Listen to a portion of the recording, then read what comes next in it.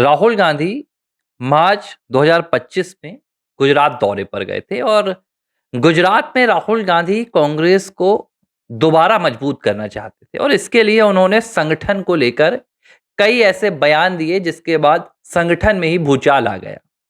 और जिस एक बयान को लेकर पूरे गुजरात कांग्रेस के भीतर चर्चा होने लगी थी कि क्या राहुल गांधी का ऐसा कहना गुजरात कांग्रेसियों की वफादारी पर एक बहुत बड़ा प्रश्न चिन्ह नहीं है। और यह बयान था जिसमें राहुल गांधी ने कहा था कि गुजरात कांग्रेस के भीतर दो विचारधाराएं हैं। एक विचारधारा जो कांग्रेस की विचारधारा है और जो दूसरी विचारधारा है वो भारतीय जनता पार्टी और राष्ट्रीय स्वयंसेवक संघ की विचारधारा है। यानी कि यह कहकर राहुल गांधी ने सीधे तौर पर आरोप लगाए थे कि गुजरात कांग्रेस के भीतर जो आधे से ज्यादा कांग्रेस के नेता हैं वो राष्ट्रीय स्वयंसेवक संघ और भारतीय जनता पार्टी की विचारधारा पर चलते हैं, यानी कि पार्टी विरोधी काम करते हैं, सिर्फ पार्टी के भीतर नाम मात्र के लिए। राहुल के इस बयान के बाद गुजरात कांग्रेस के कई नेताओं के सामने आए थे बयान और उन्होंने कहा था कि देखिए ये उल्टा चोर कोतवाल को डांटे वाली स्थिति है। राहुल गांधी कभी आकर कार्यकर्ताओं की सुध लेते नहीं है, कभी जमीन पर क्या हो रहा है वो देखते नहीं है और यहां पर गुजरात कांग्रेस के नेताओं पर आरोप लगा रहे हैं। लेकिन मैं ये कहानी गुजरात कांग्रेस से जुड़ी हुई नहीं सुना रहा हूं आपको। राहुल गांधी ने तब ये बात तो बोली थी कि गुजरात कांग्रेस के भीतर आरएसएस और भारतीय जनता पार्टी की विचारधारा वाले नेता भी हैं।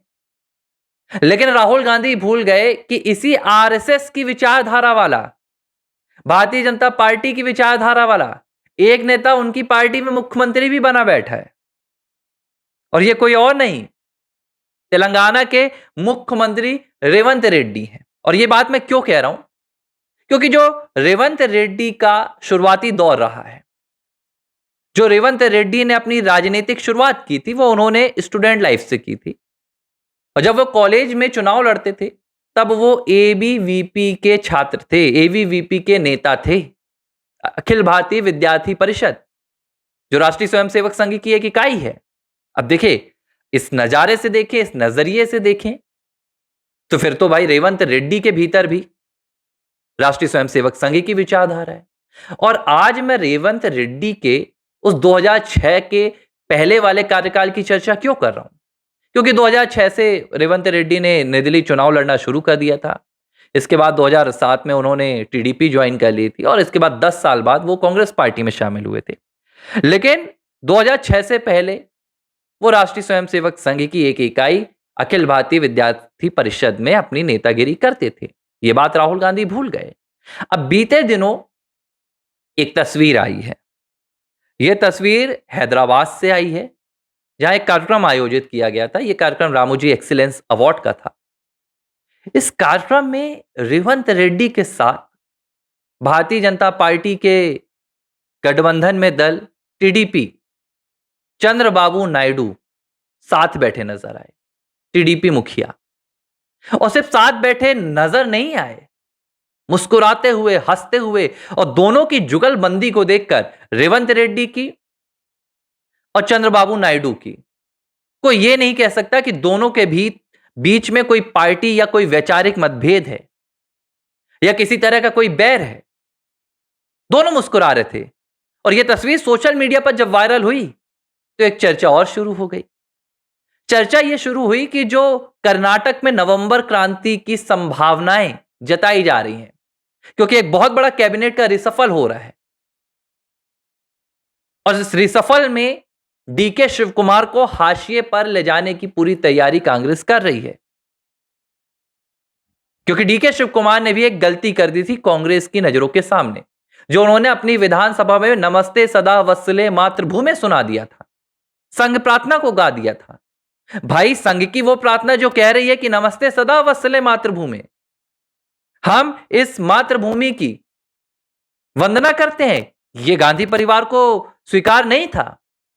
हालांकि गांधी परिवार ने माफी तो मंगवा ली थी डीके शिव कुमार से, लेकिन गांधी परिवार ने उन्हें माफ नहीं किया और उसकी सजा अभी नवंबर में डीके शिव कुमार को मिल सकती है।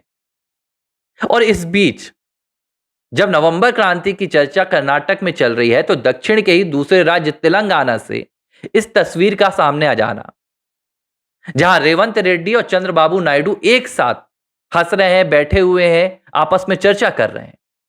कई सवाल खड़े हो गए कि क्या कर्नाटक की तरह ही रेवंत रेड्डी तेलंगाना में भी कुछ बड़ी प्लानिंग कर रहे हैं? तेलंगाना में भी कुछ बड़ा परिवर्तन होने वाला है? तो इसे लेकर मैं आपको एक छोटी सी कहानी बता देता हूं, एक छोटी सी रिपोर्ट बता देता हूं, जो दक्षिण से ही आई थी, आंध्र प्रदेश से आई थी। वाईएसआर कांग्रेस के मुखिया जगन मोहन रेड्डी, जगन मोहन रेड्डी ने करीब 2 महीने पहले एक बयान दिया था। इस बयान में उन्होंने कहा था कि रेवंत रेड्डी और चंद्रबाबू नायडू के बीच में हॉटलाइन पर चर्चा होती है और दोनों के बीच में बहुत अच्छे संबंध है और रेवंत रेड्डी राहुल गांधी के लिए बिचौलिया की भूमिका निभा रहे हैं चंद्रबाबू नायडू के साथ। यह कहने की कोशिश की थी जगन मोहन रेड्डी ने और उन्होंने यह बताना चाहा था कि भाई मोदी सरकार से अपना जो समर्थन है वो चंद्रबाबू नायडू खींच सकते हैं और इंडिया अलायंस की तरफ जा सकते हैं। हालांकि तब भी मैंने आपको एबीसी हिंदी पर भी खबर सुनाई थी, मैंने कहा था कि यह उल्टा हो रहा है। जो खबर जगन मोहन रेड्डी ने दी थी वो खबर तो ठीक थी, ये बात सच है और मैंने तब भी कहा था कि दोनों के बीच में बातचीत हो रही है, लेकिन यह बातचीत इंडिया अलायंस में जाने के लिए नहीं, बल्कि रेवंत रेड्डी को कांग्रेस से खींचकर एनडीए में लाने के लिए हो रही थी। अब इसे लेकर बहुत सारी बातें हैं जो दक्षिण भारत में हो रही हैं। आंध्र प्रदेश और तेलंगाना में इन दोनों के संबंधों को लेकर लगातार कांग्रेस पार्टी के भीतर मतभेद वाली स्थिति भी खड़ी हो रही है। इस पर कांग्रेस पार्टी चर्चा नहीं कर रही है। कांग्रेस पार्टी इस तथ्य को छिपा रही है कि तेलंगाना कांग्रेस में इस बात की सुगबुगाहट है। कई तेलंगाना कांग्रेस के नेता विरोध कर रहे हैं रेवंत रेड्डी का, और वो क्या कह रहे हैं? वो कह रहे हैं कि रेवंत रेड्डी कांग्रेस के नेता के तौर पर नहीं बल्कि प्रो टीडीपी नेता के तौर पर सरकार चला रहे हैं, प्रो टीडीपी नेता का समर्थन कर रहे हैं।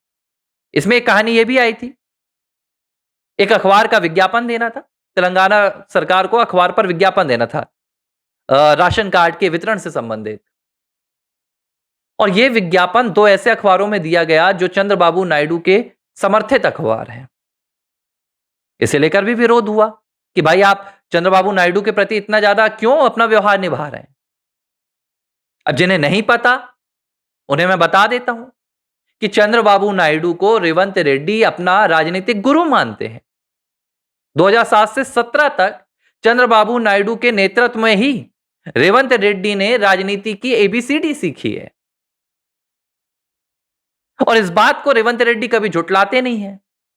जब उन्हें मौका मिलता है वो चंद्रबाबू नायडू के लिए तैयार रहते हैं। यह अलग बात है कि 2017 में उन्होंने कांग्रेस का दामन थाम लिया था, अब इस सत्ता के लिए वो कांग्रेस पार्टी में चले गए, वो एक राज्य के मुख्यमंत्री बन गए। लेकिन तेलंगाना में मुख्यमंत्री बनने के बावजूद जो एक चीज रेवंत रेड्डी नहीं छोड़ रहे हैं वो अपनी जिद नहीं छोड़ रहे हैं। कांग्रेस के अगर दूसरे मुख्यमंत्रियों की मैं बात करूं, फिलहाल 3 राज्यों में है। एक सुखविंदर सिंह सुक्खू हैं जो गांधी परिवार के सामने घुटने टेक कर बैठे हुए हैं। दूसरे सिद्धारमैया हैं जो गांधी परिवार के सहारे मुख्यमंत्री बने हुए हैं कि जब तक गांधी परिवार की छाया है वो मुख्यमंत्री हैं।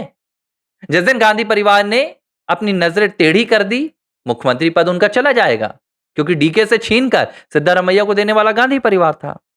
और जो तीसरे मुख्यमंत्री हैं रेवंत रेड्डी, उन्होंने ये बात मानने से इंकार कर दी थी 3 महीने पहले एक इंटरव्यू में, जिसमें उन्होंने कह दिया था कि मैं अपने ऊपर कोई हाईकमान नहीं मानता हूं, मैं जनता का सेवक हूं, जनता का प्रतिनिधि हूं, जनता का नेता हूं, जनता ने मुझे बनाया है। सीधे तौर पर वो कर्नाटक अपने तेलंगाना में जीत को खुद का सबसे बड़ा चेहरा खुद को बताते हैं रेवंत रेड्डी। इसी तरह एक और कहानी आई थी जिसमें कांग्रेस पार्टी के हाईकमान यानी कि गांधी परिवार ने कोशिश की थी कि तेलंगाना में वो कर्नाटक और हिमाचल की तरह अपने पूरे चंगुल से नचाएं मुख्यमंत्री को, लेकिन तब रेवंत रेड्डी ने अपनी ताकत दिखा दी थी